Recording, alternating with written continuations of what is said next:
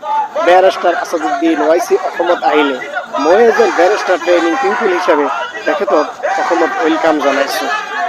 অসম বিশ্বৰ বুকুত এটা নাম আছে চাহৰ কাৰণে অসম বিশ্ববিখ্যাত আৰু অতিথি পৰায়ণৰ কাৰণেও অসম বিখ্যাত, ইউনিটি ইন ডাইভাৰ্চিটিৰ কাৰণে বিখ্যাত।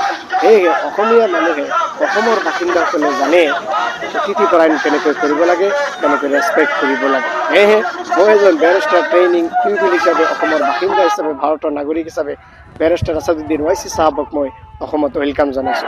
দ্বিতীয়তে কথাটো হ'ল ভাৰতবৰ্ষৰ সংবিধানৰ আৰ্টিকল 19+1 সাব-ক্লজ দিয়ে কৈছে ভাৰতৰ যিকোনো নাগৰিকে ভাৰতৰ যিকোনো ঠাইত ফ্ৰীলি যাব পাৰে, এতে কোনো ৰুকাৱট নাই। জম্মু কাশ্মীৰৰ পৰা তামিলনাডুলৈ, অৰুণাচল প্ৰদেশৰ পৰা গুজৰাটলৈ যিকোনো ঠাইতে ফ্ৰীলি যাব পাৰে। এইটো ফাণ্ডামেণ্টেল ৰাইট, মৌলিক অধিকাৰ পাৰ্ট 3ত আছে।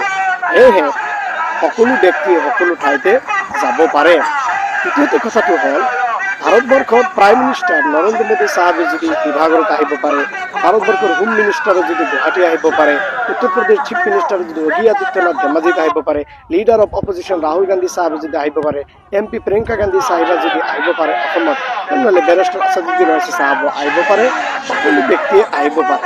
ইয়াত কোনো ৰুকাৱট নাই, বাধা নাই।